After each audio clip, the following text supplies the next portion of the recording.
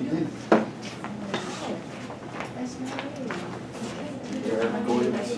Jump right back into it. We stopped in the middle of some examples last time. Want to finish them up?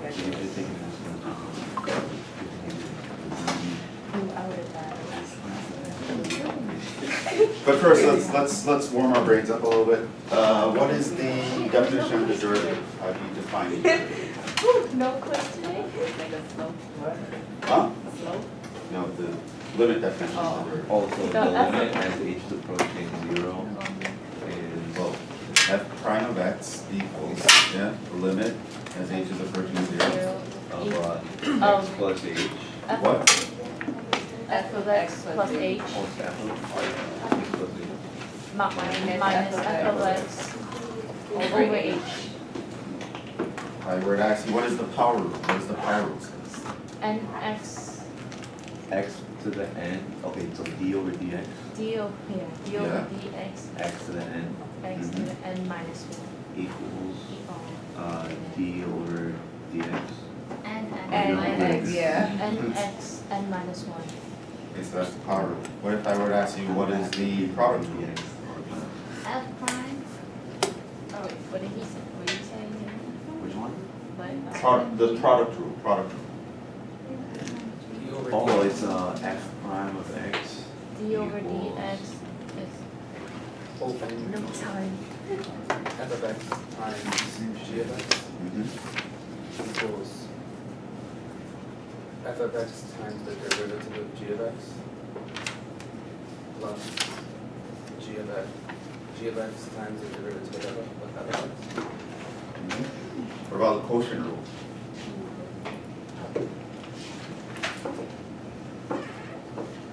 D over dx of f over g equals f prime g of x minus f g prime over g squared. What does the chain rule say?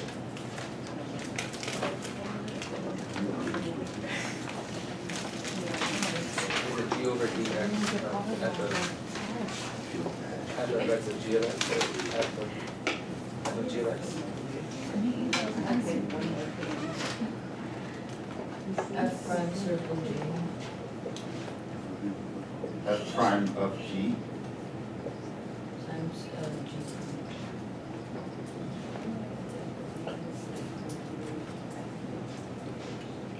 So what does the sum rule say? If I asked you, what is the derivative of some function plus another function?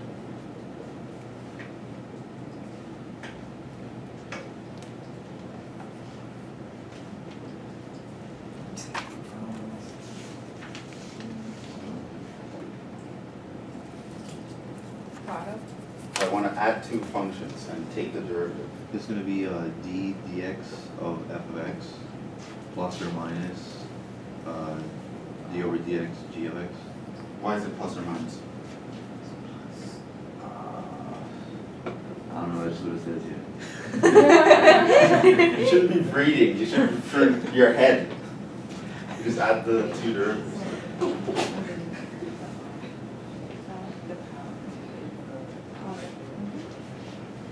And this constant factor rule says you can factor constants out outside of derivatives.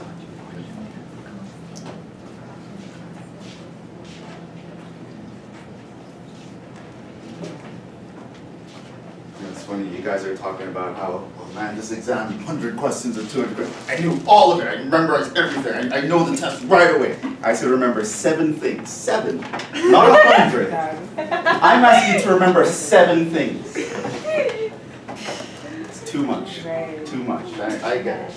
It's like, it's more computing. Yeah, that econ exam was so easy. Did 100 problems, no problem. I asked you guys to do 20 problems. Okay.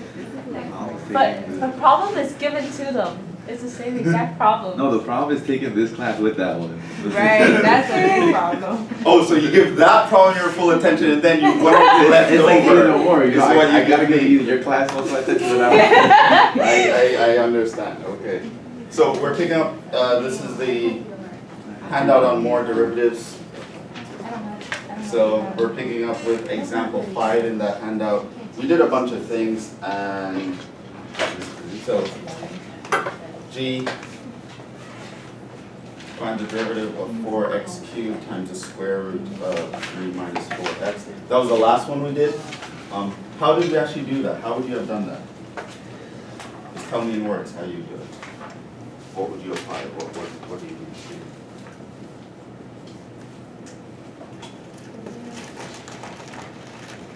Don't look in your notes. So you Just do tell me the what product rule and the chain rule? you do the product rule and the chain rule. Right? You know it's the product rule because you have a multiplication of functions. So that's like your f of x times. G of x. That's not right. So that's like your f of x times your g of x. And so you know you're going to differentiate one, leave the other, plus differentiate this one, leave that one. And for this one you would need the chain rule. Right? Because this guy is really, it's kind of like you're doing a power rule, but there's something inside of it. Okay, so it's not like x to the half, it's a whole function to the half, so you know you have to do the chain rule. Let's actually finish up this example. So that was going to be the next one, h, I.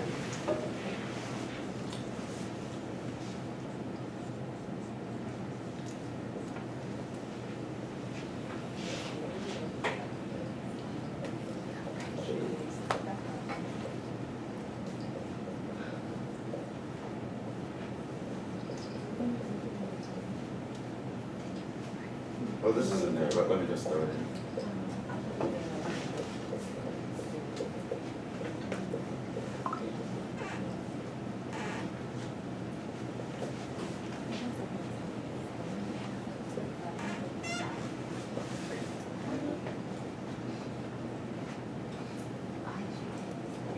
Okay, how would you do that one?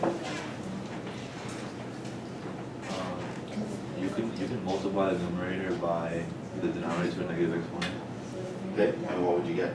So you would get the derivative of the top one, which is 9x squared minus 2 times. Come again? 9x or how are you getting?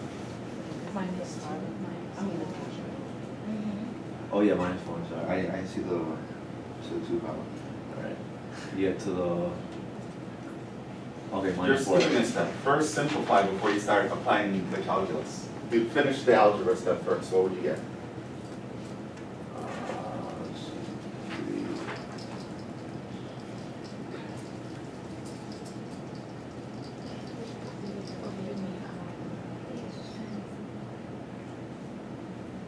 So you could take up the whole.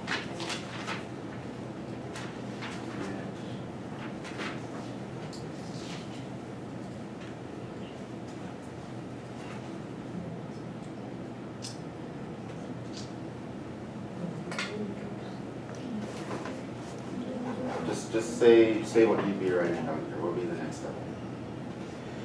I would rewrite it, Yeah, how? take the x raised to the top Okay, what would it become? to like, so it's gonna be 3x And that's a very weird way to think about it, taking the expert to the top, but continue. and then I would take the derivative. So you Oh, wait, move the wait. expert to the top and do what? Never mind. So, I would just make the top the f of x, and bottom g of x, and then. So you want to do quotient rule? Yeah, so. Quotient rule is overkill, it's much easier. There's one thing in the denominator, we spoke about this at the end of last class, the times when the quotient rule is Yeah. Wait. not worth it. It says don't use quotient rule if the denominator is the x squared, so you, yeah, but then it says to flip it.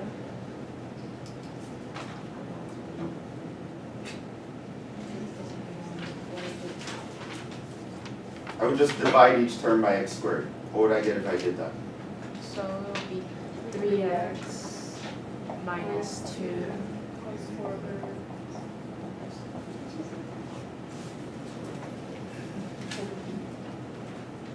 You guys are thinking way too hard. I don't understand. To bring the x up, maybe the quotient rule, do this, do that. It's like.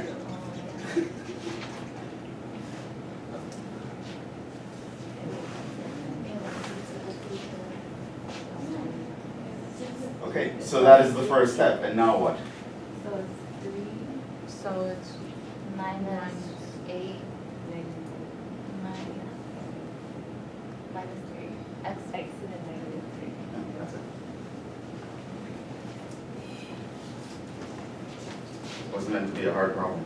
So sometimes I'm wondering sometimes what's going through you guys' head. You guys are probably reading that test and like, looks so complicated to you, but it's because what you guys are thinking first is like so complicated. Oh, maybe I can bring this up and do the quotient, it's the chain rule and divide, it's power rule. Man, that test was so hard, I'd rather do 100 econ problems. No, this is a lot easier than the econ problem, actually, if you look at it the right way. That was accounting. Which, That was accounting, whatever. Econ is actually very similar to accounting from what I remember. I took some basic econ and accounting classes.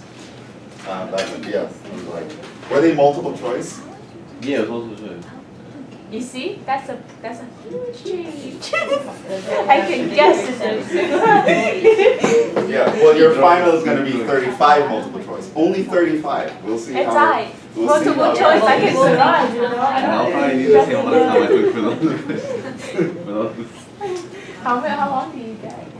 We'll see. It's 2 hours, I think. 2 hours? Oh, yeah. It's one. Be surprised. Don't rely on the multiple choice aspect of it. Because people in the department that are very good at writing the multiple choice trick you into picking the wrong answer. I'm not trying to get it. So you're off by a little sign or off by 1 decimal point, and they anticipate the mistakes you're gonna make because students always make the same mistake. That's why I can tell you guys ahead of time. There was some. Here's a mistake you're gonna make, don't make it, and you guys still make it. Like, we know the mistakes you're gonna make. And so we put the answer that has that mistake in it. So you're gonna, don't think that you're gonna get away with math. Oh, it's just a process of elimination, I'll just multiple choice, I can struggle through it. It's not gonna be that way. You need to know what you're doing, Wait, I have a question. right? So if something like this came on the final, I'll be like, you know what? A bunch of students are gonna try the She quotient has a rule here. question. So let me write it out doing the quotient rule, make a very common mistake, and work out what the answer would be, and I'm going to put that answer as one of the answer choices. And then that's what all the students who would have chosen the quotient rule, most of them would pick that answer. She has a Yes, yeah, that's right. For K, I know it's the quotient rule, but do you use the chain rule first? You need both, but we're not at K yet, we're over here. I know. Just, let's not go ahead of ourselves. One at a time. What would you do with I? You do the chain rule to the bottom. Sure, but overall, what do you think? Quotient. So it's a division, and it's not a nice division that you can just simplify like this one. So you tend to not want to use a quotient rule if the denominator has a single term that you can probably divide into each thing, or definitely if it's a constant, you don't want to use it. So if there's a constant on the bottom, you just differentiate the top and ignore the bottom. If there's a constant on top, that's when you bring up the bottom and do the chain rule. If there's a function on the bottom, but it's only one function, just divide that function into each part. And chances are you can get away with the power rule. Here, we're in a different situation though. The denominator is really too complicated. You can't really divide this into the x. So you would just say, okay, now I would use the quotient rule. Think of the top as the f, bottom as the g. And so we know the derivative is going to be f prime times g minus f times g prime over g squared. And so what is f prime? 1 times g. So I'm just going to copy that. Minus f. which is x times g prime. 2, no, me, times 2 times Two, 3, three, parentheses, 2x plus 3 to the second. No. So it's 3 parentheses 3, 2x plus 3 plus 2 and then 2 times 2. times 2. Okay, so that's a chain rule. You differentiate around it because there's an inside function here. It's not just x cubed, it's a whole thing cubed. So you differentiate around it, bring the 3 down, say you multiply, reduce the power by 1. Then you multiply by the derivative of the inside. Over the bottom squared. What is that squared? To the 6th power. Don't square the power and write 9. It's to the 6th power. When you're squaring it, you multiply the powers. Okay? Simplify, reduce this. How would you do that?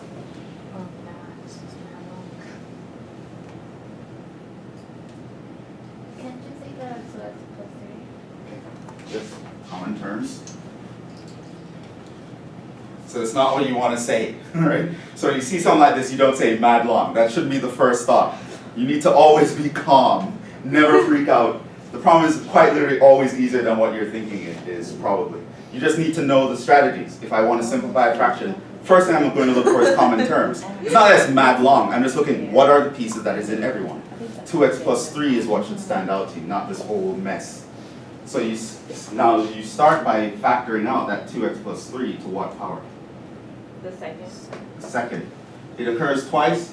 One is power 3, one is power 2. You always factor out the lowest power. Then you're going to write what's left over. What's going to be left over here? First Right, just the first power. Because remember, the thing you factor out, you subtract that power from all the insides. So it's 3 minus the 2, that's gone. Here, you have 2 times 3, which is 6x. And this whole thing you took out.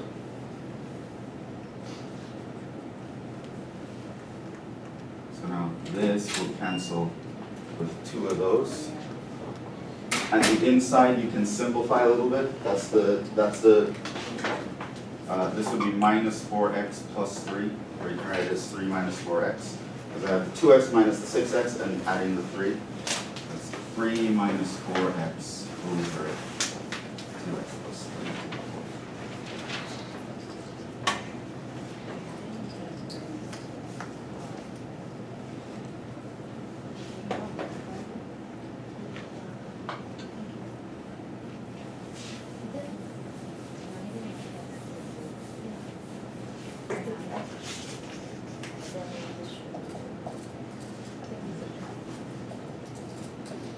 I actually want to do an important exercise with you guys today in recitation.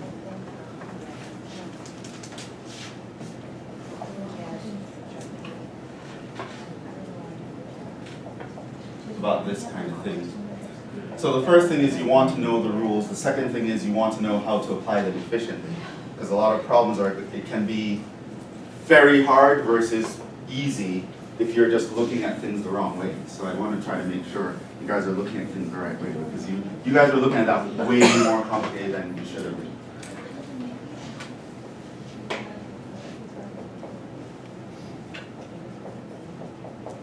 All right, so what would you do here? So you'll do the product. Product rule, because I have one function times another. So the product, so if I call this f and that g, what does the product rule say? That it's f prime g of F prime times g plus. Plus. So that you would be seeing in your head, or maybe you can write it down on the paper, there's nothing wrong with that. Right below it, now you're just going to write in all the pieces. So focus on one at a time. F prime, what is F prime? F prime is so it will be 2x plus 1 times 2. And then multiply by 2. Right, that's chain rule. Then the g, you just leave it alone. 3x plus 1 cubed. Plus f, recopy that, plus 1 squared times the g prime. It's 3x plus 1. 3x plus 1 cubed squared. squared. times 3. Times another 3, right? From the derivative of the inside. This one came from the derivative of the inside. Okay, so now that you see that, what can you do with it? Now you could,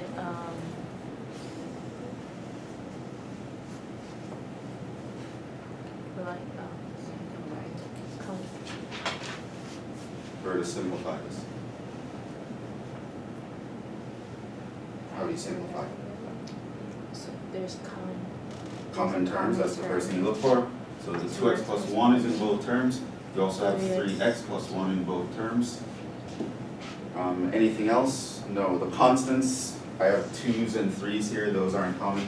So I'm going to factor out the 2x plus 1, and I'm going to factor out the 3x plus 1.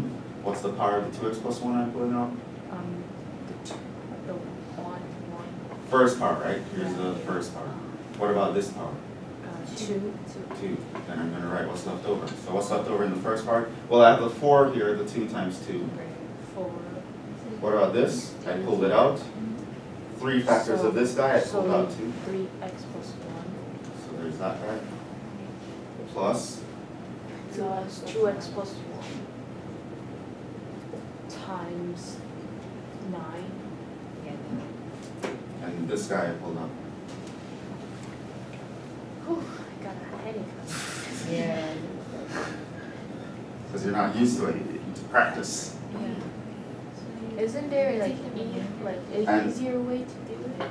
Like when I learned like each power, I have not learned it like this way.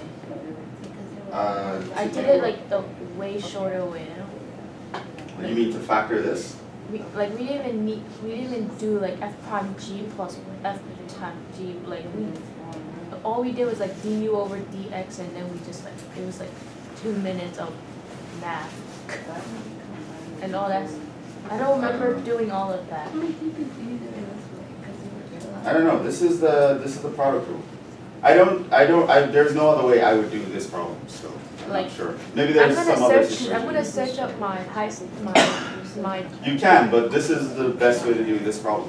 The only other option would be to multiply, expand the parentheses, and then do the derivatives, which that would be kind of crazy. Because this would expand to 3 terms, that would be expanded to 4 terms, and you multiply out. I don't really see, this is the easiest way. So inside the parentheses, what do we have here? We have 12x plus 4, we have 18x plus 9. So that would leave us with what?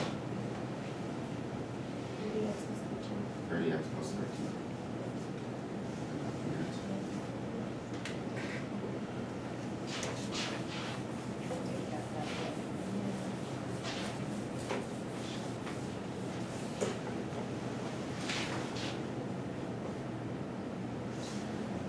So similar thing, just the quotient rule this time.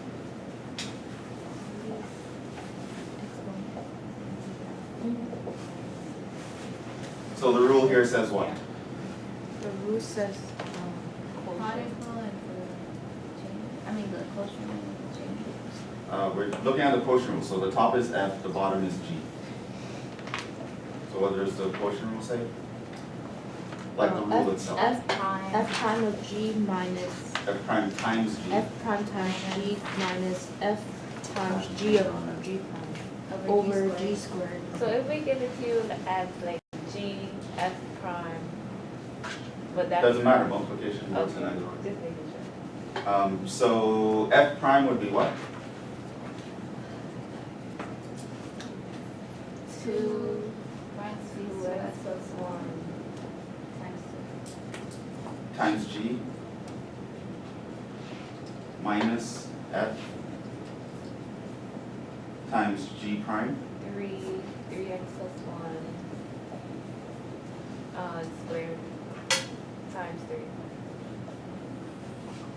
all over the G squared. And you do the same thing. So you want to simplify something like that. Whenever you're simplifying a fraction, you want to factor the top and bottom. Whenever you want to factor something, the very first thing you look for is common terms. So we have those are common, we have these are Okay, so we will take out 2x plus 1. so, and take out the 2x plus 1, we're going to take out 3x plus 1 to the squared. We're going to be left with 4 times 3x plus 1 minus 2x plus 1 times 9 over the 3x plus 1, 6. This is going to cancel into that twice. Right, what we have left here, we have 12x plus 4 minus 18x minus 9.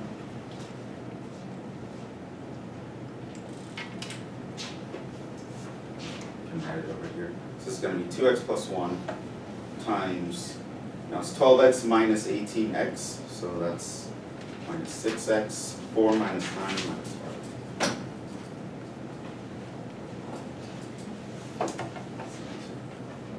Another common way they would have written this probably would be to factor out the negative sign.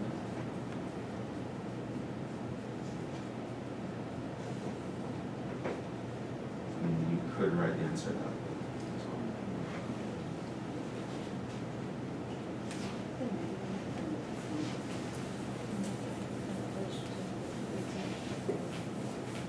Let's continue with some more examples.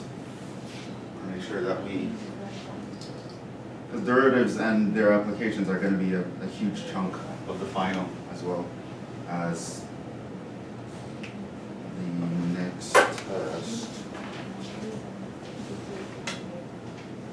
Let's look at example 6 in the handout. Now we even saw questions similar to this on the test as well. But let's just make sure we actually know what's going on here. Find the x values so that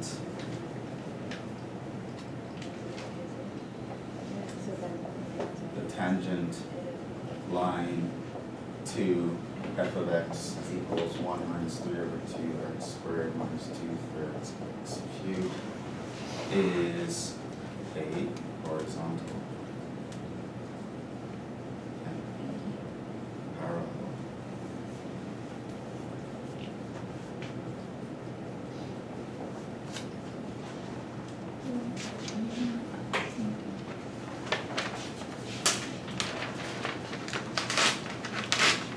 Okay, so tell me what you're thinking. What are you thinking?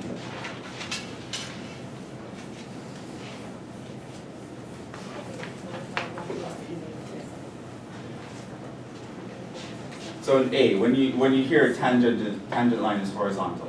Tangent.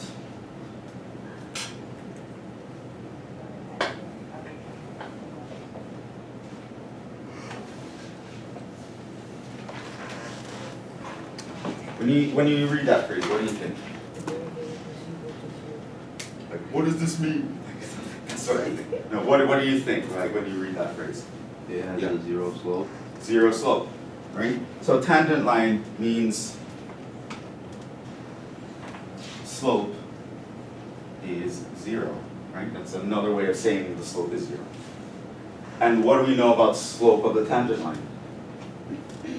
What is the slope of the tangent line? What does that phrase mean to you? That means derivative. So this is saying derivative equals 0, right? So when the question says, oh, here's a function, might look complicated, oh my god, I don't know what's going on. Find the x value where the tangent line is horizontal. It's another way of saying set the derivative equal to 0. Now, what is the derivative of this? Derivative of 1? Right, so that's 0. Here would be minus 3x. Here, 2x squared. And you set that equal to 0. How would you solve that equation? Factor out the x squared. Yeah. I mean x. Mm-hmm. You get minus 3 minus 2x. And then what?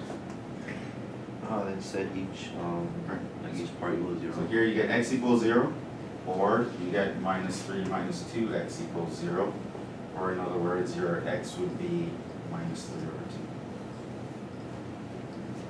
2. So those are the answers.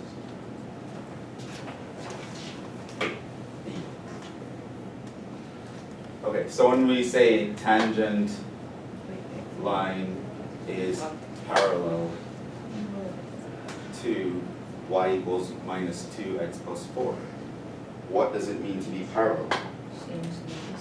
Parallel means same slope. Okay, so what is the slope of this? It's -2. What is the slope of this?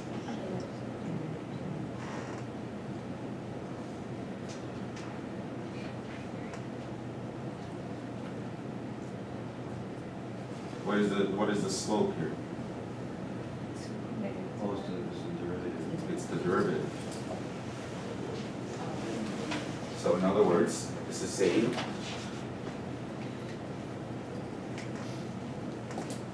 set f prime equals to -2 is what this is saying. So now you're going to say, we already found f prime, that's minus 3x minus 2x squared, set that equal to -2. Now you want to solve for x. How do you solve that for x?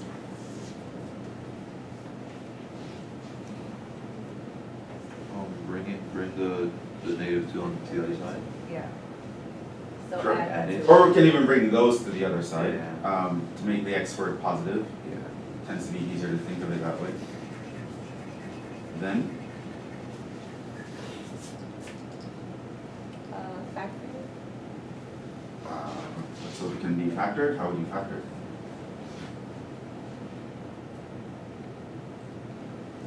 To get a 2x squared, We need to take 2 we need a 2x and an x.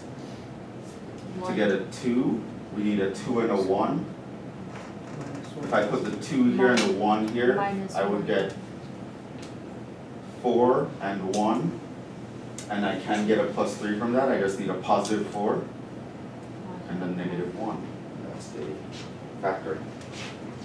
And so that's going to be x equals a half, or x equals -2.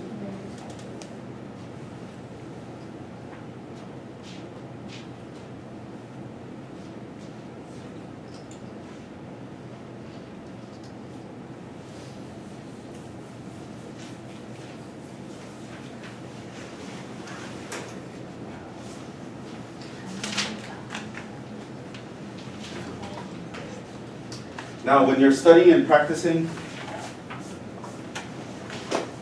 students tend to have the habits of, like trying to go through the examples and trying to remember, oh, what did Javon did? The most important thing you need to remember here is the things I read in green. That's the thought process that happens before you start the problem. Like, you need to translate the thing before you know what to do. And the problem similar to this on the test, a lot of people just didn't know what to do or did something really crazy. It's because they didn't translate, they didn't understand, oh, the slope of this is the derivative, parallel means it's the same slope, and that I need to, I want it to be the same slope as that, and that is just a y equals mx plus b, so the slope is that. I had people setting the derivative equal to 0, I had people setting the derivative equal to -2x plus 4, I had people doing all sorts of things, where it's like, you need to understand, you need to translate first, right? That's where your derivative, your definitions and formulas come in, right? They are applied before you start the problem, right? Otherwise, you're going to confuse yourself. So that was another example, very common, important kind. Okay, so here's one that was in the bonus problem, in the bonus section. Did anyone get this? I don't think anyone got this.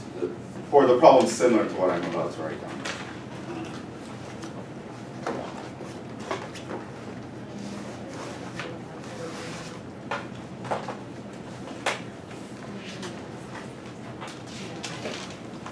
Maybe there was one person, I don't remember. It was either one person or no one got it. But it was a bonus problem. And let's see. So this is example 7. We're assuming all the functions here are differentiable. And let's say I told you f of 1 is 1. F prime of 4 is 2.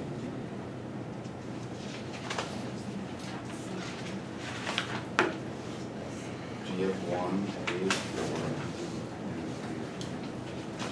prime of 1 is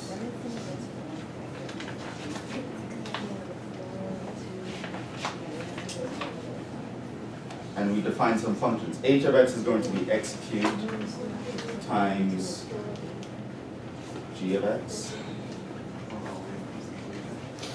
J is going to be this function, f of g of x.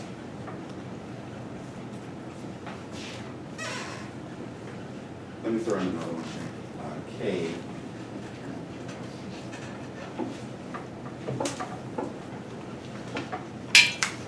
x cubed times g of x squared. That was more similar to the bonus problem. I just threw a square on that one. And here, so now it wants you to find the following.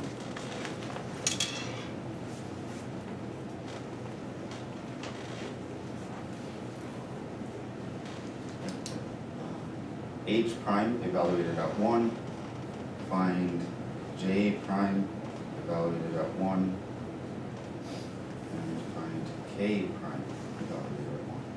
So this is a problem type that shows up pretty often in the written section.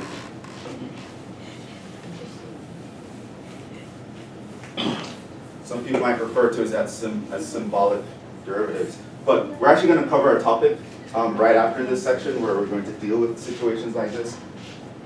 So this is actually pretty helpful for the next section as well. Okay. So how would you actually go about doing that? I would look at h of x. Okay. So A, let's look at h of x. We know that h of x is x cubed times g of x. Now we want to find its derivative at 1. How do you do that? So I would get the derivative of x cubed. So that's 2x squared, 3x squared. And then g prime of 1 is equal to 3. So I'm going to put that in. So you're going to get x cubed 3x squared and g prime. Wait, I'm going to use the product rule. You need the product rule. Yeah. So that's the first time. When you looked at that, that's the first thing where you should have realized. To find h prime, I need the product rule. I have two functions multiplying. I have this times that. Right? Which means h prime is going to be, I differentiate this one, leave that alone, plus leave the first one alone, and multiply by the derivative of that. Right, now I don't know what the function g is, but it doesn't matter because they asked me to find h prime of 1, but that just means you plug in 1 everywhere for x.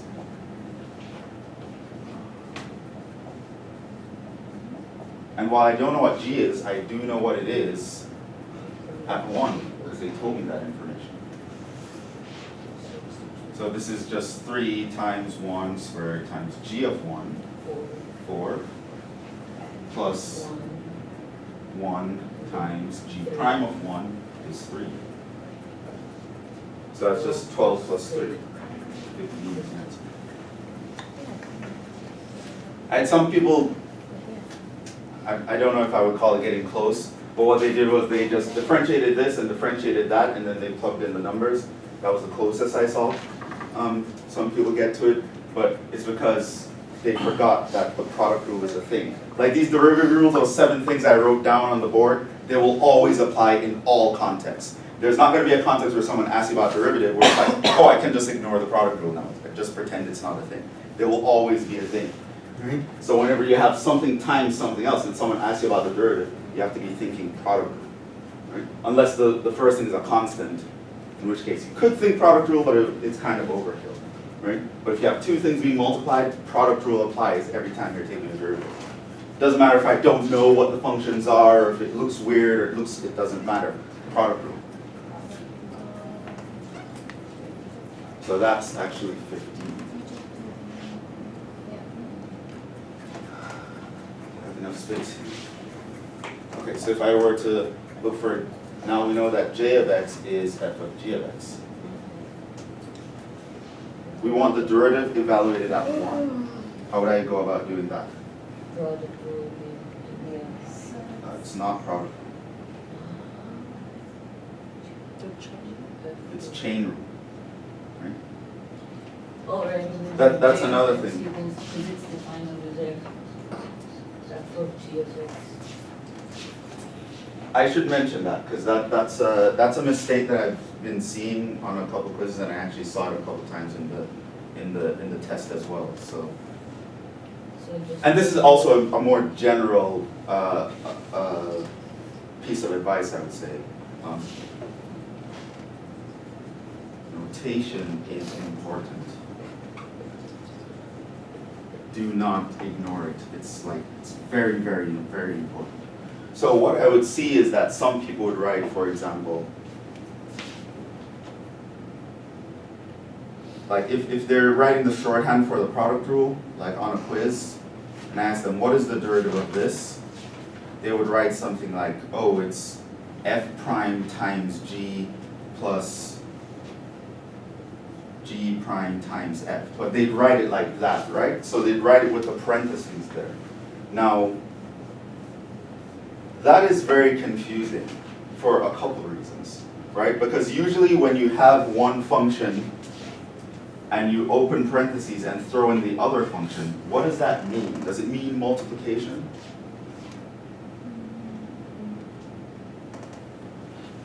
It doesn't. This means f of g, right? And it's not the same as f of x times g of x.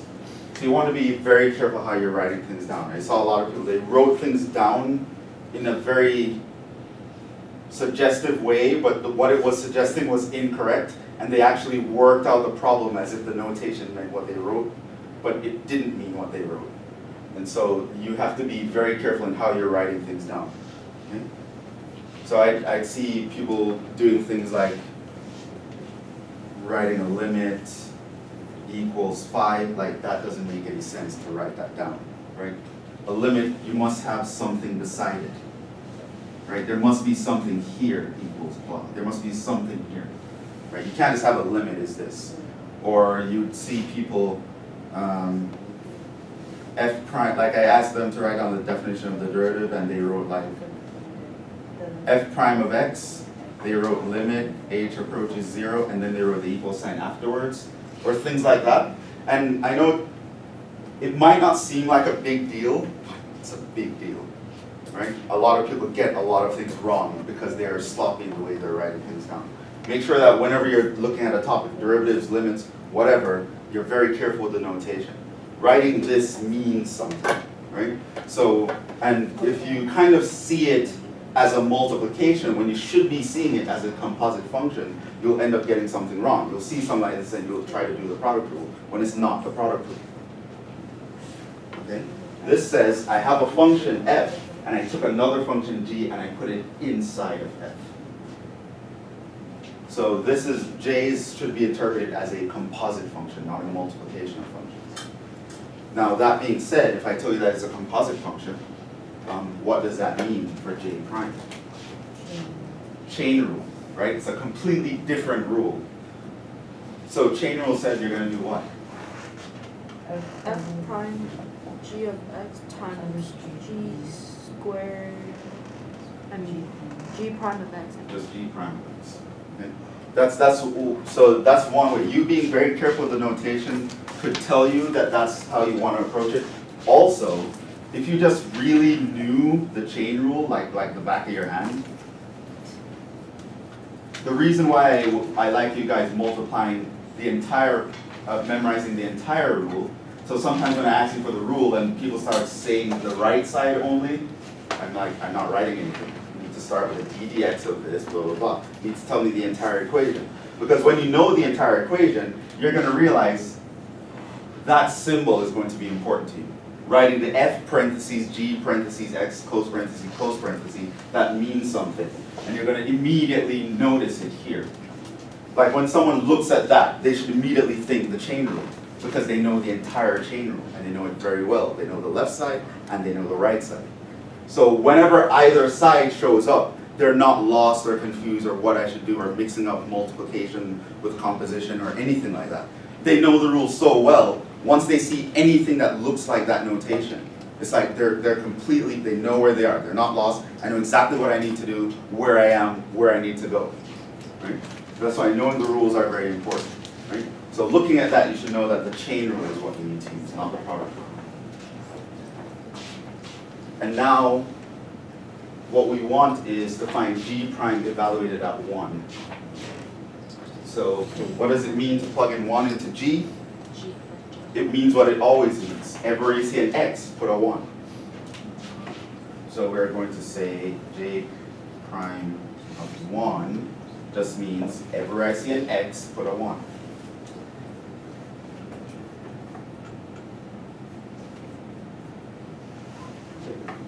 So that's the second step. The third step now is going to be, well, what are these values? Well, they told me a bunch, so let's actually plug those in. I know that G of 1 is 4. Okay, so this becomes F prime of 4. Now, this is G prime of 1 is 3. F prime of 4 is Now, 2. F prime of 4. Now you look there, so that's 2. A potential mistake here is someone multiplying the 4 and the 3 to get 12. No, because this parenthesis here does not represent multiplication. It represents the 4 being plugged inside the F. So this is one thing, and that's another thing, right? So the 4 and the 3 should not be playing together. Okay, so F prime of 4 is going to be 2 Times times 3, and so the answer here is 6.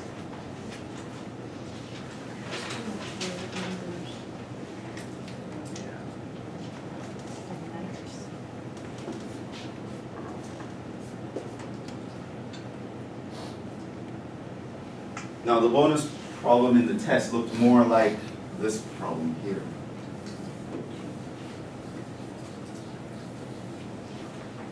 Which I think for a final is not too crazy of a problem. Some of the problems I made a little bit crazier than they would be on a final, but this one is it's pretty much the same level as a final problem. So if I see k of x is equal to x cubed times g of x squared, someone were to ask me k prime, how would I do that? So you would do Product rule, yes, because you have this times that, so what would we get? 3x squared 3x squared times, just leave this guy alone, plus plus the x cubed x cubed times what's the derivative of that? 2g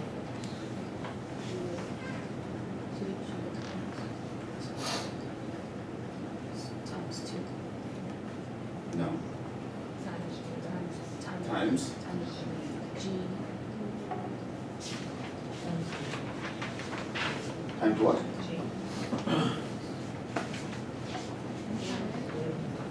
Okay, so let me ask you this question. What rule are you applying to differentiate that? the g You need to apply the chain rule. Now the chain rule says after you differentiate the outside, what do you multiply by? inside. Don't, no, that's not what the chain rule says. You don't By the multiply by derivative. You multiply by the derivative of the inside. So times g prime. So here was a product rule where you had to apply the chain rule. The chain rule says if you have an inside function, differentiate around it, multiply by the derivative of the inside. So you have to multiply by g prime.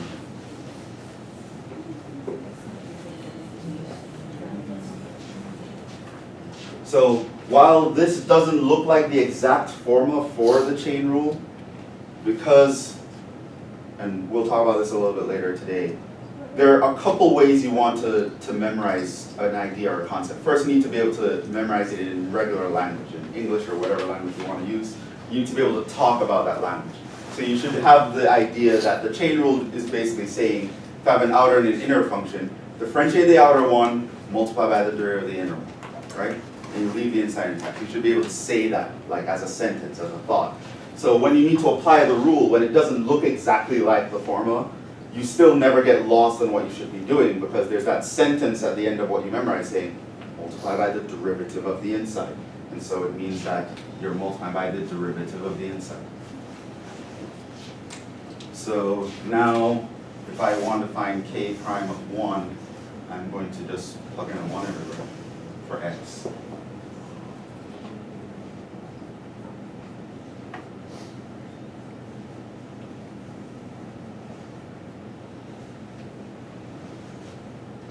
Now just plug these guys in. So that's 3, g of 1 is 4,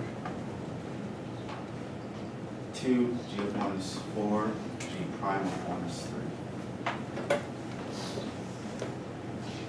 So that's 16 times 3 is what?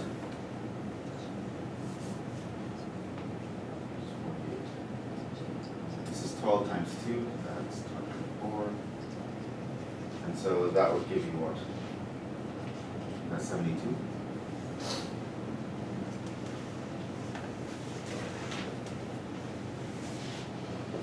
So also a very common problem.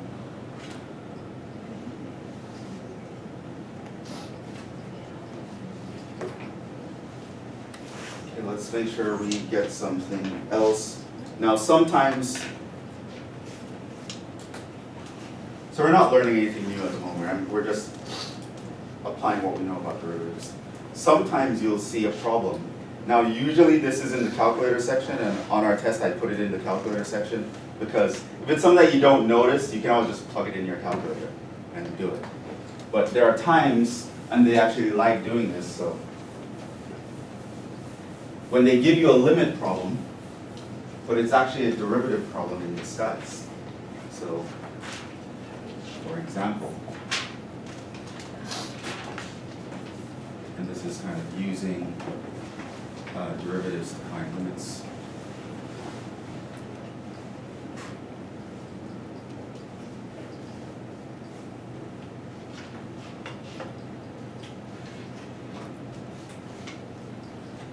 Let's say example 8.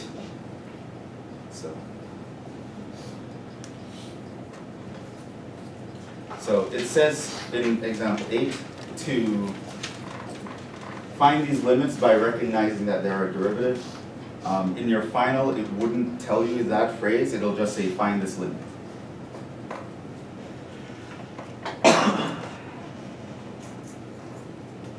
So these first 3 are not so bad, but you might have noticed in one of the sample finals, there was a problem like part D that I'm about to write down, where they deliberately make it annoying to even put in your calculator, although if I was in the test, I would just bite a bullet and throw it in my calculator. But they're going to write it and make it look so annoying where you're not even going to, if you don't really see it, and it freaks you out.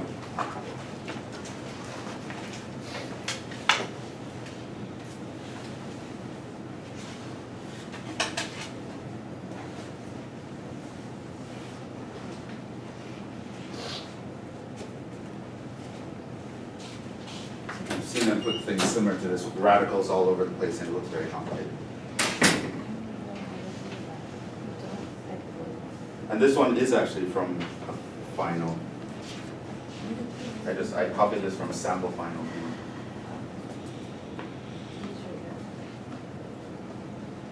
But I've seen them put problems like this on a lot of stuff. It's from 35 in sample final.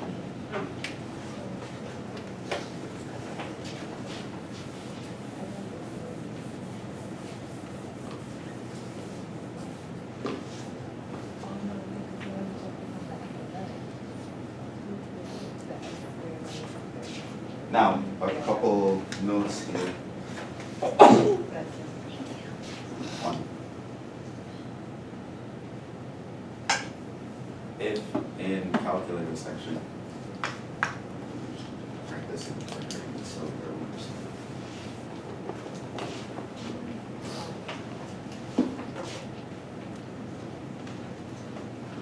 If calculator section.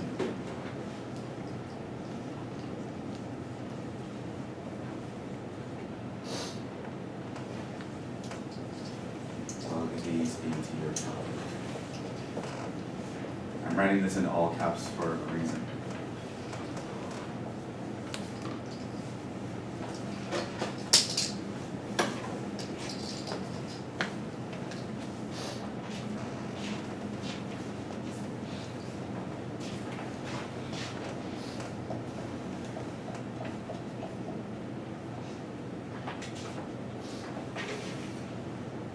Seeing people got confused from problems in the calculator section. They try to work stuff out and they do this, and sometimes they leave stuff blank.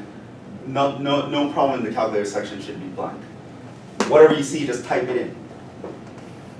Okay, so if this is in your calculator section, Right. even if you can do it by hand, which this one is pretty easy to do by hand. You guys should be able to do this by hand. Expand, you'll have things cancel, you'll be able to cancel x and plug in x equals 0. Right? Not a big deal. If I'm in the calculator section, I'm plugging that into my calculator because it's in the calculator section. Use your calculator when you're in the calculator section. Right? I typed the limit and people are like, this looks confusing, I don't know what to do. Plug it in your calculator. You're in the calculator section. Your calculator will know what to do.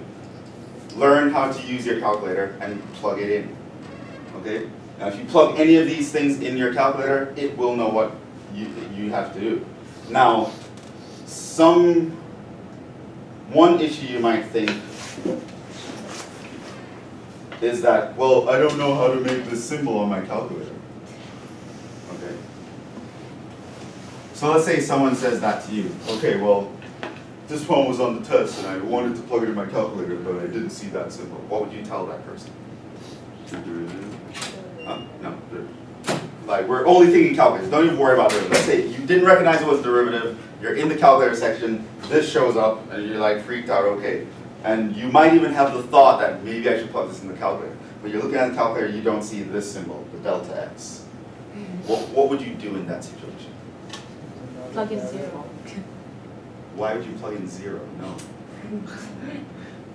Would that even make sense? No. 0 equals 0?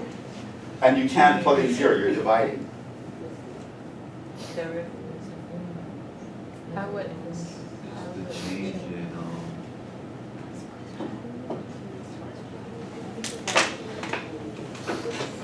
How would you plug that in your calculator?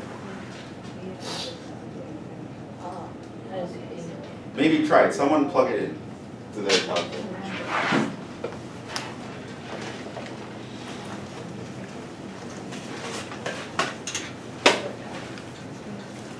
Someone tell me the answer to this by plugging it in your calculator. These are cube roots, by the way. So technically you could actually do a conjugate thing here, but the conjugate for a cube root is actually quite complicated. It's not super complicated. It has 3 terms in it, not just 2. So you can't actually fix a cube root issue by just changing the middle sign and multiplying top and bottom. Although the people who are writing the multiple choice tests would think, oh, students are probably just going to multiply and divide this and change the middle sign and try to work it out. And let me put an answer that would be the wrong thing to do. Yeah. I have a question. Yeah. Can I just use H because it looks similar to the definition? Yeah. So it looks similar to that, but I'm saying even if you didn't see that, let's say you have no idea that it looks close to the definition, and you saw them put some weird symbol in the thing, you don't replace it with 0, you don't replace it with a number. You literally replace it with any other letter you want. Just replace it with another letter, right? You wouldn't replace it with x because you're already using x. You can replace it with y. So you could just think of the problem as y approaches 0 of the cube root of x plus y squared minus 32 minus the cube root of x squared minus 32 all over y.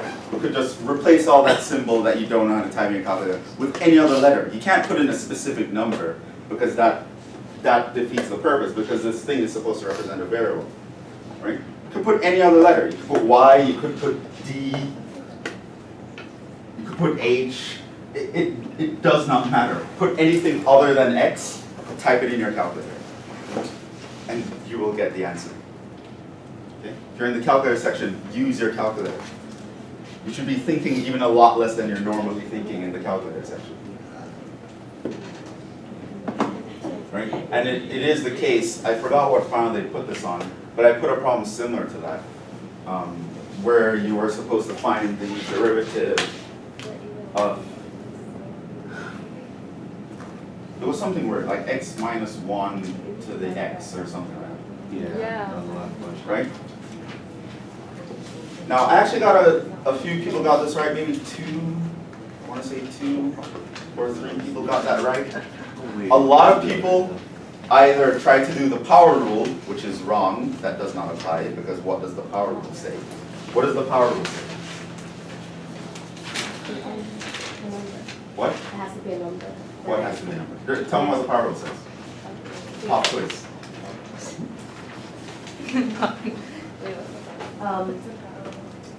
X to the n power equals. No.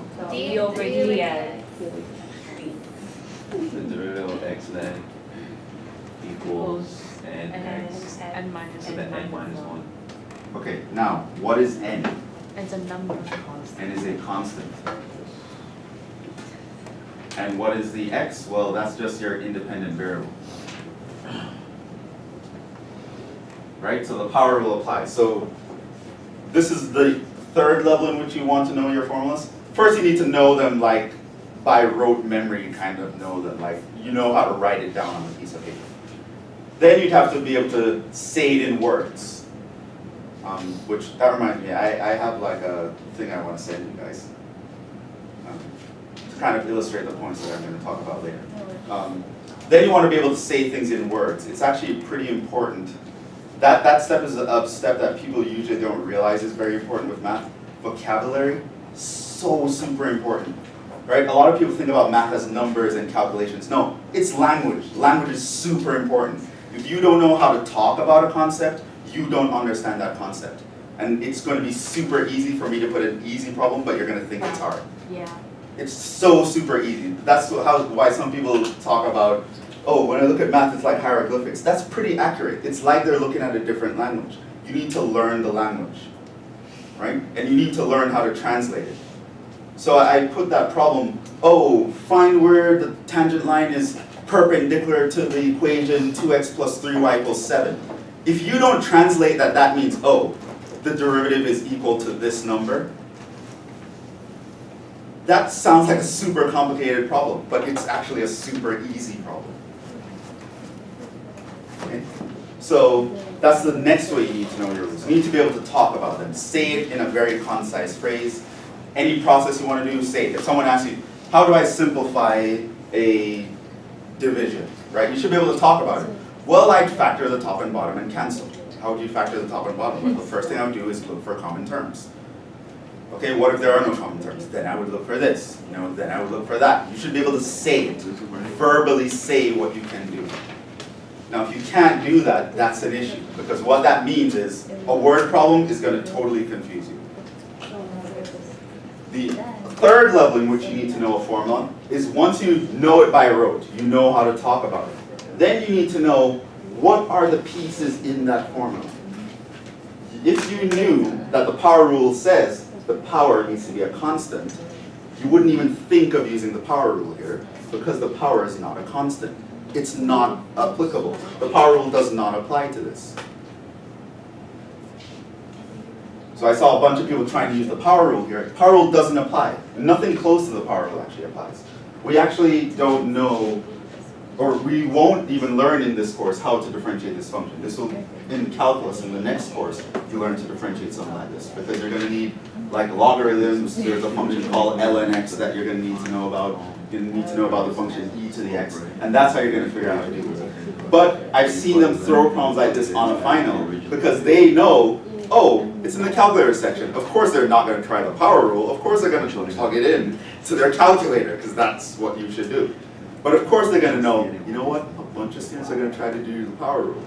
Let's work out the problem doing the power rule and put that as an answer choice. Right? So the multiple choice, it doesn't make it easier as you might think. So the rules are very important. And when you're in the calculator section, use your calculator. I have so many people leaving things blank or trying to work things out by hand. And like, you're in the calculator section, just plug it in. if you have a weird symbol that you don't know how to find it on your calculator, replace it with some other symbol. The calculator won't get confused, it'll know what you're talking about. Okay, so all of these you can just plug in your, if you're in the calculator section, that's what I would do. I would plug it into my calculator. I wouldn't worry about anything else. Like I'd forget about all the theory, I know it doesn't matter. I'm not even gonna try to work this out, right? Just plug it into the calculator. So if you're in the calculator section, plug into your calculator.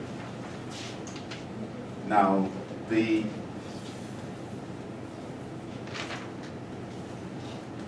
by the way,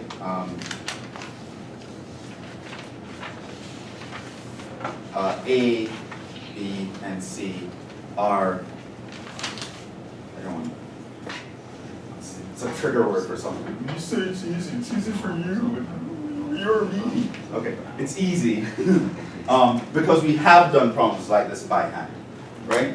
This you just expand and eliminate terms and cancel. This you'd multiply and top and bottom by the conjugate. This you'll multiply top and bottom by the LCD. We've done problems like this by hand. And if you're not in the calculator section and you don't notice these, do it by hand. Just don't forget your algebra to do by hand. With algebra. That's another thing you want to try if possible. Know several ways to approach a problem. If you're giving me the limit problem, I could plug it into my calculator. I could do it by hand by doing this, or I could do that, right? You need to give yourself options. D can also be done by hand, but I don't think I told you guys how to do it because the conjugate for a cube root expression actually looks a little weird. It has 3 terms in it and some terms have the 2/3 power and things like that. So I don't think I told you guys about that. But it is possible to use a conjugate with this. It's just that once the roots start going higher up in numbers, the conjugate starts looking more and more complicated. So for a square root, the conjugate is just change the middle sign. For a cube root, there are 3 terms, some powers are 2/3 and some powers are 1/3. For a fourth root, now it becomes 4 terms that is the conjugate. So don't really worry about that. So the next way is to realize is to know the definition of the derivative.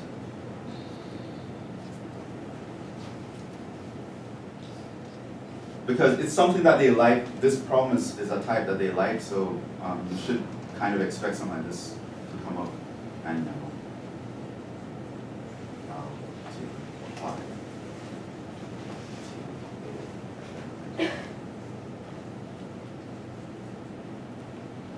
okay, so pop quiz, what's the definition of the derivative? F prime of x equals the limit of, as h is approaching 0, of equals, well, okay, so f of, Equal came before. yeah, so Yeah. f of h plus x minus f of x over h. Okay, so that's the rule. Okay, so now,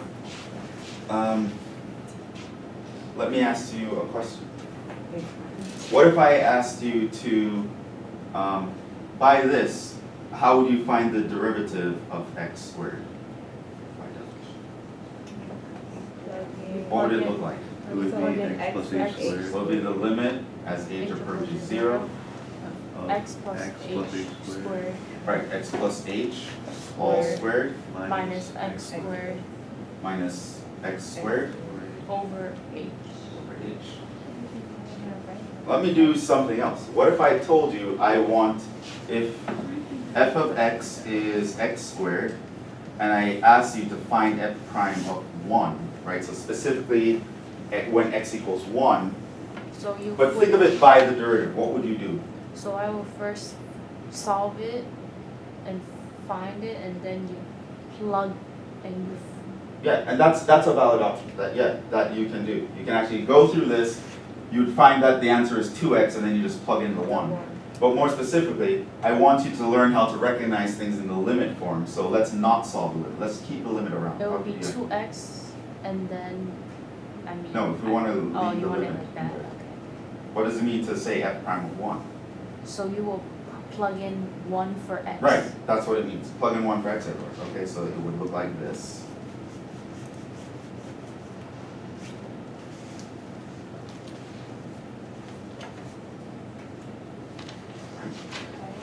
So that's what that would look like. Okay, so now let's say, all right, if I do it like that, the kids will recognize it pretty easily. So, you know what, let me try to trick them. I'm gonna replace all the H's with X's. Right, so they're very sneaky now, these people. So they go in and they just replace all the H's with X's. Notice anything? It will just be 0. Oh. She didn't notice. That's Wow. the same thing, right? Notice here, it's like the X is replacing the H. If you imagine that this was as limit as H approaches 0 of 1 plus H minus this over H, you'd recognize, hey, this is the derivative of X squared in disguise evaluated at 1. The answer is 2, right? Right? So you could waste time plugging into your calculator, or you could, yeah, do your algebra, expand, do this, do that. Or you could realize, hey, that's just the derivative of X squared, evaluated at 1. So that's actually a pretty common thing, and they do this a lot. And one way you can kind of know when they're trying to pull this fast one on you is when you see things like this, right? When you see pretty much the same thing, except the variable is replaced with the variable plus something else. That's like they're replaced, this would be like your f of x, and this is the f of x plus h. They're literally replacing the x with x plus something, right? Similarly here, this is like your x, and they're replacing it x plus something, right? It's a little bit harder to see here, but if you thought of this as the square root of 4, then you can think of that as the x, that's the x plus something, right? So you're taking a formula where you have x plus something minus the thing with only the x divided by the thing that you added to it, and that thing is going to 0. Whenever you notice that kind of pattern, it's really the definition of derivative, because that's what it does, right? It takes two very similar things, and it simply replaces one of the variables with x plus h. That thing it added, it divided by it, and then it let it go to 0. So all of these are actually derivatives in disguise. Now, if you, and again, what I just told you is literally the last thing you should think about. If it's in the calculator section, plugging it into your calculator is the first thing you should think about, because you're in the calculator section. If you're seeing something like this, which is very similar to examples that we did in class, I'd probably think of this first. I'm not going to sit down there trying to think of some sophisticated, cool way to do this problem. No, you're wasting time. I would just jump into the algebra, right? But then there are times when that's kind of complicated. They might throw a problem like this at you, right? Where even if you want to jump in and do the algebra, that's going to be really messy. And so that's when you start to think, there's no way they could actually want me to do the algebra here. There must be a trick. And this would be a very common trick. Okay. So again, so I don't want you to think, just because I just showed you this is where your mind goes immediately. It's kind of like, once I showed you the quotient rule, any little thing I give you with a division, you think, oh, quotient rule. No, it doesn't mean that. Sometimes you can just divide and simplify, and then you don't need quotient rule anymore. Like the very first example. Okay? So, again, you always want to think of the easiest, simplest way to get away with doing the problem all the time, right? Try to take the easy way out, which is kind of what students like trying to do anyway, but they actually make it harder on themselves somehow. I don't know. But you want to do the easiest possible thing. If it's in the calculator section, don't think about it. Plug it into your calculator. If it's not in the calculator section and it looks pretty easy, like, oh, I can right away see the algebra that I want to do here, then just jump in and do the algebra. If it's complicated and it's like, okay, I don't have a calculator with me and I don't really know the algebra here, chances are there's some sort of trick that they're trying to pull. And you're going to like, okay, there must be a special way to look at this one. Okay? Now it could be, oh, and this is again something I have to mention, because this mistake was made a few times. I showed you several tricks before with doing limits, like the ratio of polynomials, you know, the top heavy, bottom heavy kind of thing. Remember that trick? Yeah. Okay. So, if I gave you like the limit as x approaches to x squared plus 4x minus 7 over 3 plus x to the 4th plus 2x to the 7. Let's make this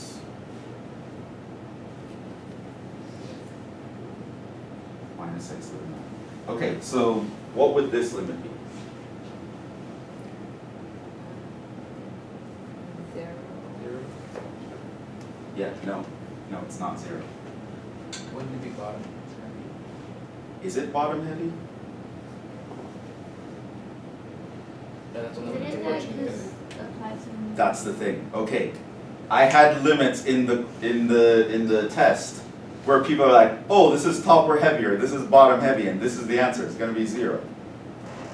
That only applies if you're approaching infinity. I'm approaching 2 here. That top heavy, bottom heavy ratio of coefficients thing goes out the window if you're not going to infinity. And that's another thing what I'm saying. You really need to know the rules. Right? When I gave you the rules about top heavy, bottom heavy, and all that stuff, that was, I wrote it down like this. Right? This equals, and there could be 3 possible cases. It's going to be 0 in one situation, it's going to be plus or minus infinity in another situation, and it's going to be the ratio of coefficients in another situation, right? Right, and I described the situation when you find each, right? So this is when the power on the bottom is larger, when the power on the top is larger, and when the power on the top and bottom, the highest powers are the same. What you need, a lot of people memorize half of a rule. They only memorize the right side. The left side is super important to memorize as well, because the left side said infinity, right? So when you're memorizing rules and you're memorizing one side, you need to understand, you're setting yourself up for failure. You need to memorize the entire thing. The entire rule is important. Paying attention to all the values. Know what part in a rule is a constant, know what part isn't. Know what part is infinity, know what part isn't. Know what the p's and q's are. These should be polynomials, right? You need to know the rule, right? Be able to write it down, regurgitate it on a piece of paper like rote memorization. Be able to talk about it, and also be able to learn its intricacies, where the numbers are, where are the constants, where do the variables appear, right? Because I saw people applying this rule in a situation where they shouldn't be applying it. They shouldn't even be thinking about using that rule.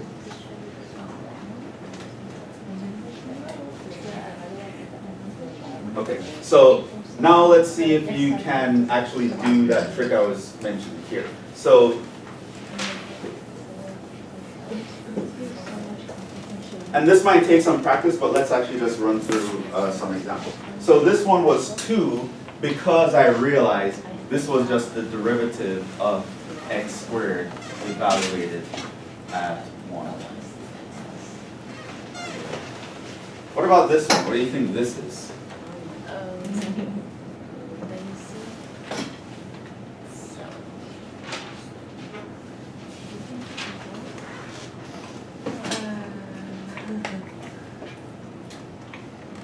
Try to think of it as a derivative. What do you think it would be? Would it be 4 plus x squared? No, like this, in words. Oh, derivative. What is this thing you're looking at? Derivative of what? Derivative of what? This is the derivative of the square root of x. Is it evaluated at a certain point? At 4. It's evaluated at 4. So it means you could go to the side, you can find y prime is 1 over 2 radical x. You can plug in 4. This is 1 over 2 times radical 4. That's a quarter. What? Wait, what? That's so fast. Right, like imagine, what I'm saying is, imagine someone told you, okay, f of x is the square root of x. Find f prime of x by the definition. But this is 4 plus x. That will be the limit as h approaches 0 of the radical of x plus h minus radical x all over h, right? Now if someone told you what is f prime evaluated at 4, this would look like 4 plus h minus radical 4 all over h, Yeah. right? Notice it looks exactly the same as this, except they tried to trick you by replacing the h with another variable. But here you clearly have some function, you have the We can same just function switch it back except to they just h added though. something to it and then they divided by the thing they added. And then they let this go to 0. That's classic definition of derivative. Wait, So you here I realize, oh, this is just a square root function. They must be finding the derivative of some square root thing. And because this is a number, oh, they must be plugging some number into that formula. So it's the square root of 4. 4 is the number they're plugging in. So I just find the derivative of the square root of x, plug in 4. Where do you get 1 over 2 square root of x? That's the derivative of square root of x. Oh, Derivative of okay, radical x okay. is 1 over 2 radical x. Okay, maybe you can see this one. So it will be This is the derivative of what? 1 over x. 1 over x. Can you imagine what number they're plugging in? Evaluate at x, I mean at 2. At 2. Yeah, so it's like they took 1 over x, but they plugged in x equals 2. And so you have 1 over the 2 plus h, all divided by h. So now knowing that that's the derivative, so what would you do? Your y prime would look like what? What's the derivative of 1 over x? It's x to the negative 1/2. No, for 1 over x. No, How would you differentiate 1 over x? x to the 3. Isn't it excellent? X to the negative. What? I can't hear. X to the negative 1/2. No, where's that coming from? What rule are you using? What rule are you using? I'm trying to make it into not a fraction to get it. Okay, so what would that be? Oh, wait, so it's x to the negative 1/2 plus, No. What is this as if you, I don't want to write it as a fraction? X to the X, negative negative 1. X to the negative 1, because the power is Oh, 1. yeah. And so if I wanted to differentiate that, that's just So minus x to the minus- minus So 2. x to the negative 2. So it's minus 1 over x squared, Oh. and now I'm just going to plug in 2. So if I plug in x equals 2, I would get minus 1 over 2 squared. Equals That's negative actually 1. minus a quarter. And you can work these out by plugging them into your calculator or by doing it by hand, how we've done it in class before, and you'll see that these are the numbers you're getting. Okay, now let's go to the crazy one. It looks really crazy, I don't know, this one's probably gonna be tough, I don't know. I believe in you guys. Wait, I believe so in you. for C, Yes, with the negative 1 over x squared, how did you get that? well, the first thought we realized was it's the derivative of 1 over x when we plug in 2. So I found the derivative of 1 over x, which is this, and then I plugged in 2. It's minus 1 over x squared, 2 squared is 4, so it's minus 1 over 2 squared. How can you describe this as a derivative? So the derivative of this, the cube root of Yeah? The cube root of x. evaluated at, no, It's not evaluated anymore, right? Yeah. They just left the x there. That's the end of story, right? What is the derivative of the cube root of x? it's 1 to, no. So how do you think about this guy? So it's 1 over x. It's x to So the negative 1. 1/3, and then the derivative would look like what? Y prime would be? 1/3 x minus 2. That's your answer.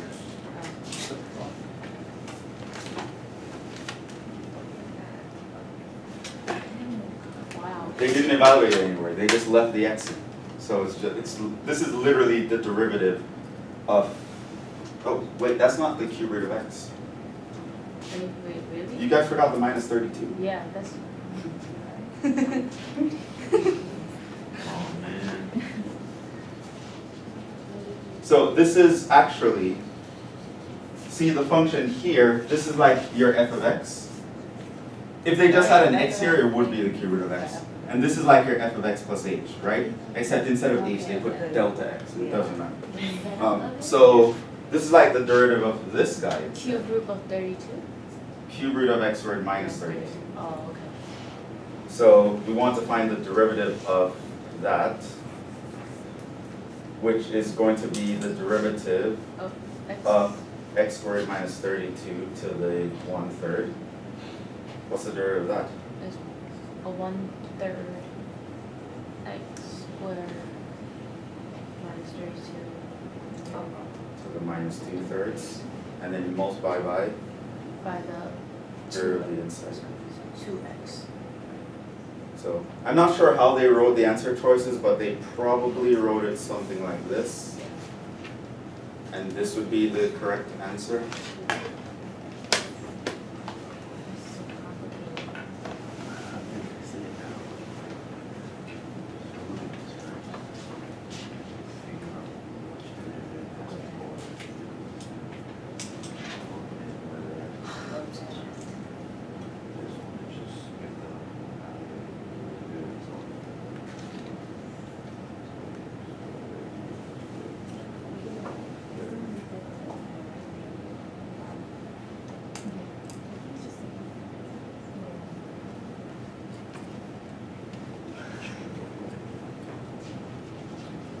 So every now and then they put these kind of problems on the finals.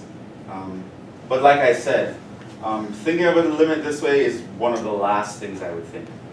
Faced with a random limit, I would, if it's in the calculator section, I would plug it into my calculator. Even me, Javan, the math teacher, I'm not going to calculate it, but in my head, I'm going to plug it into the calculator. Right? If it's in the calculator section, I'm going to plug it into the calculator.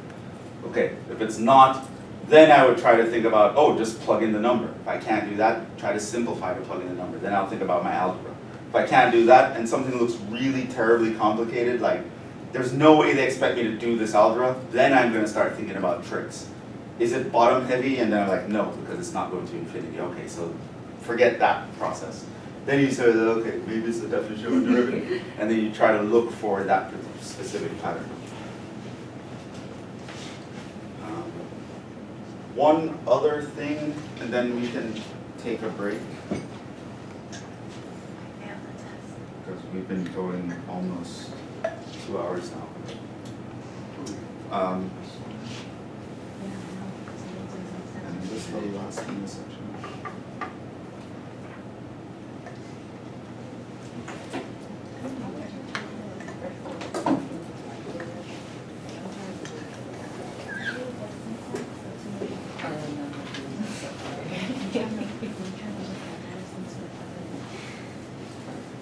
Sometimes they give you a graph.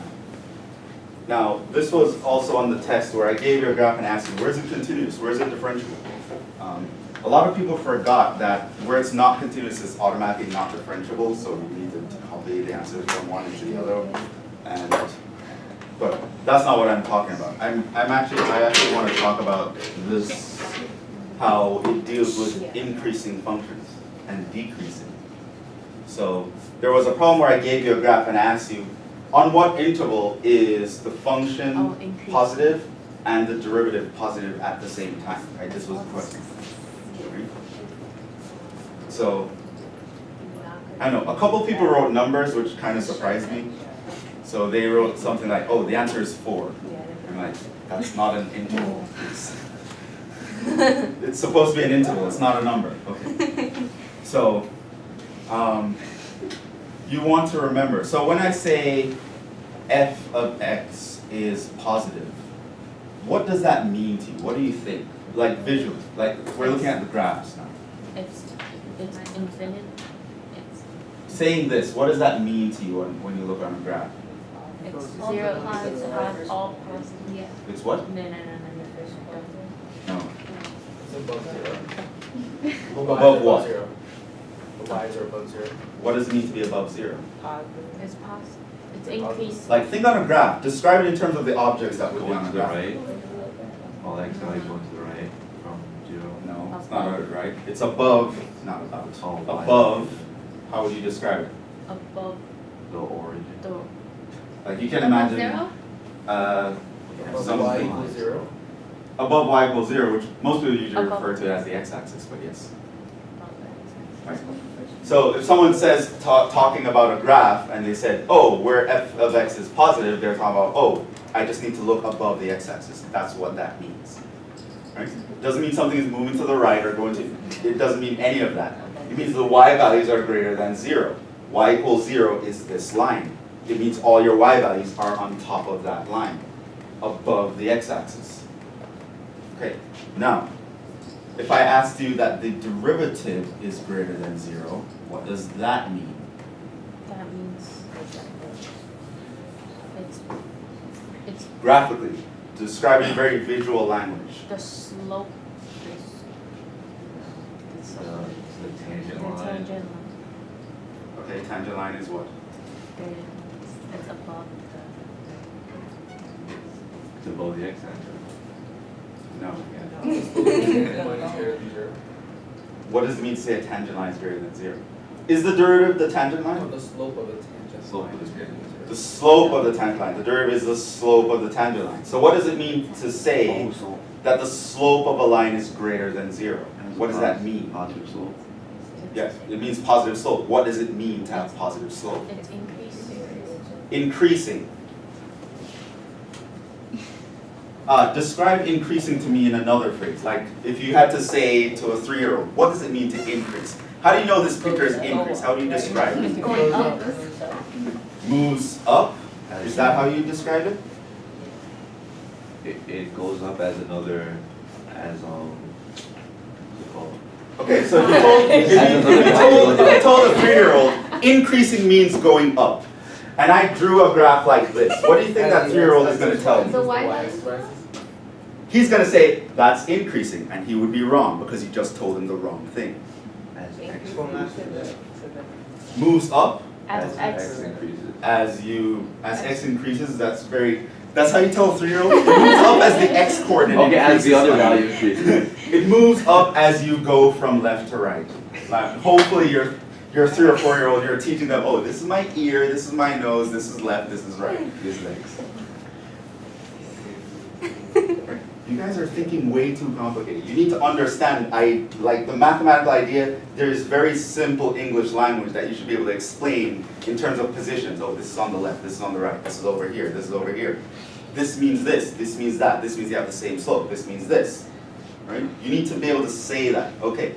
So whenever I ask you, in that question, when I ask you, okay, tell me the intervals that the function is, where f of x is both positive and the derivative are positive at the same time, that's me asking you, where is the graph on top of the x-axis while moving up as it's going from left to right? Okay, so now that we know that, let me ask you that with this problem here.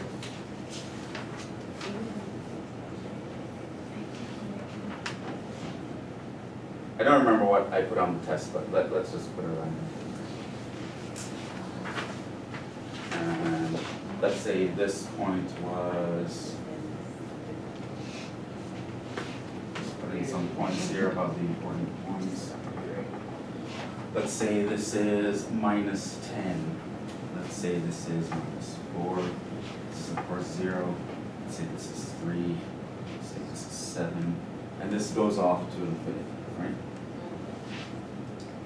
And so I said, where is f greater than 0 and f prime greater than 0 at the same time? I make And in terms of where, I mean what interval? negative and we have Okay.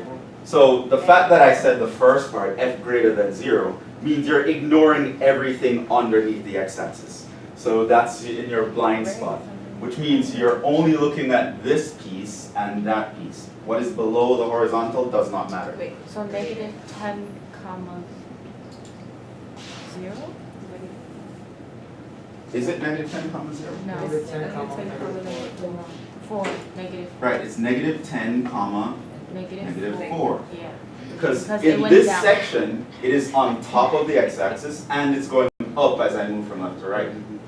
In this section here, it's still on top of the x-axis, but it's going down as I move from So left to right. isn't it also? If it's going down, it means this one is not true. In this section, both are true.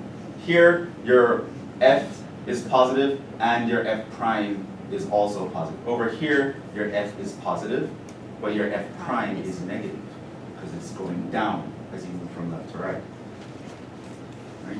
So that's in this interval here, that's the situation. In this interval, that's the situation. How would you describe this interval over here, from negative infinity to negative It 10? will What's the be- situation? F of x is less than 0. F is less than 0, what about the derivative? F prime derivative is also less than 0? No, Less greater than than 0. It's greater than 0, because greater than 0 means moving up as you go from left to right. If I go from left to right, it's getting higher. What about this situation right here, this interval here? What is happening? It's decreasing, so Decreasing means it's f of x. f prime is less than 0. What about the graph itself? That's the It's also less than 0. Okay, what about this interval in here? It's less increasing. than 0. It's increasing, it's going up as I move from left to right, so the derivative is Increasing. positive. What about the graph itself? It's Negative. less. It's less than 0, because it's underneath the x-axis, right? Because greater than 0 means above, less than 0 means below. Okay. What about from 7 onwards, what's going on? It's increasing. So that means the derivative is positive. What about the graph itself? It's also positive. It's also positive. So now when a question asks you, where is f greater than 0 and f prime also greater than 0? So You yes. just know you're looking for the part of the graph that's above the x-axis and it's moving up as I go from left to right. So it will be negative 10 comma negative 4 union 7 comma infinity. Yeah. Now, I'm not sure if anyone got this problem right.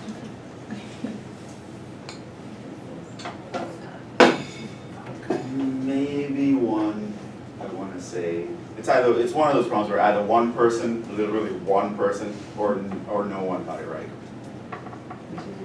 And again, this is again just talking, right, the thing is, it's not hard if you know what you're looking for, right? Oh, up from left to right, okay, above the horizontal axis, right? It's not something that's difficult, it's just that you guys don't know this.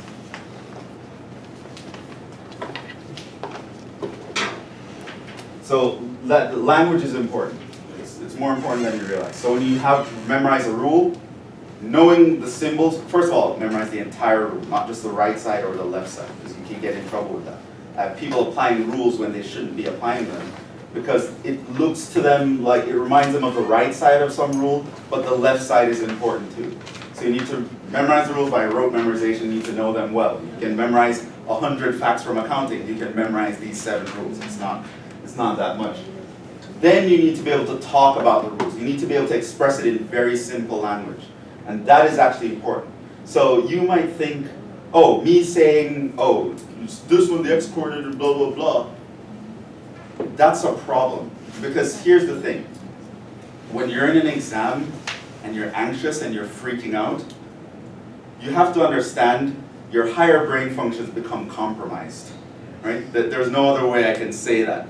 Right? It's like, if you're being chased by a tiger, you're not going to be able to do a calculus problem. Like your body switches into a mode where it's like survival, and it thinks very simply. It thinks, I gotta move right, jump over this, go under that. I need to get out of here. That's how your brain is going to think. So if you're in a problem and you start freaking out, you need to understand all those little fluffy words that you use to describe this thing, and oh, I can know about the x-coordinate and the antecedent and blah, blah, blah, blah, blah, blah. It's gonna go away, right? When people blank out in tests, that's what's happening. It's because they really memorize things in this really complicated way, your brain is not going to hold on to that. Your brain is going to let go of that because your brain goes into survival mode. When your heart starts beating, your palms start sweating, your brain doesn't know the difference between it's a calculus test or you're being chased by a tiger. So it is going to really dumb itself down, right? Now, when it dumbs itself down, if you don't know how to express a sophisticated concept in dumb language that a 3-year-old can understand, you're going to be in trouble. Right? You're going to be like, oh, I know all this about derivatives, I know the definition of a derivative, and I can differentiate this by the quotient rule. If you don't know derivatives positive means move up, this problem is going to kill you. Okay? So we'll take a break. That ends this section. We'll do some more stuff in 15 minutes. I'll also have to give you guys a test afterwards. Oh, 'Cause no. I didn't actually record the grades yet, so I'm going to do that during the break. No, I don't want to see that. No, you guys have to see it. That's important. You guys need to know where you are. He's like forcing it. Look at it. It's so bad. It doesn't matter. It does not matter. A lot of people are afraid to get bad news. You can't be afraid of that. That means it's retake your class. No. You guys have to pass. I haven't been passing.